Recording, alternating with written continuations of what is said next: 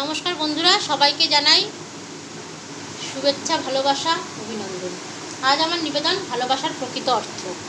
প্রয়াত ভালোবাসা মানে এই নয় যে তাকে তার ইচ্ছের বিরুদ্ধে গিয়ে আষ্টে পৃষ্ঠে বেঁধে রাখা আর তার উপর সমস্ত অধিকার বিস্তার করা বা তাকে নিজস্ব কোনো সিদ্ধান্ত না দিতে দেওয়া।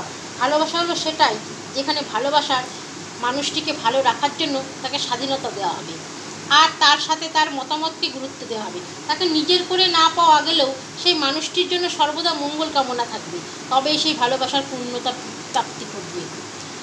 প্রতিটা মানুষের জীবনে লড়াই থাকবেই, আর এই লড়াইটা হয় আপন মানুষদের সাথে, নিজের সাথে নিজের, ভবিষ্যতের সাথে বর্তমানের। কখনো হারবেন, কখনো জিতবেন, এইভাবেই চলতে থাকবে আপনার আমার সবার জীবন। অনিন্দ আর নিলয়ের নীল, অরিন্দম পালের লেখা এই কবিতাটার মধ্যে এই ভালোবাসার জিনিসটা খুব ভালোভাবে ফুটে উঠেছে, তাই এই কবিতাটা দিয়েই শেষ করব। যাচ্ছে কোথায়? যাও না চলে স্বল্প সুখের টানে, পাথর পথ পেরিয়ে আবার ফিরবে তো এইখানে।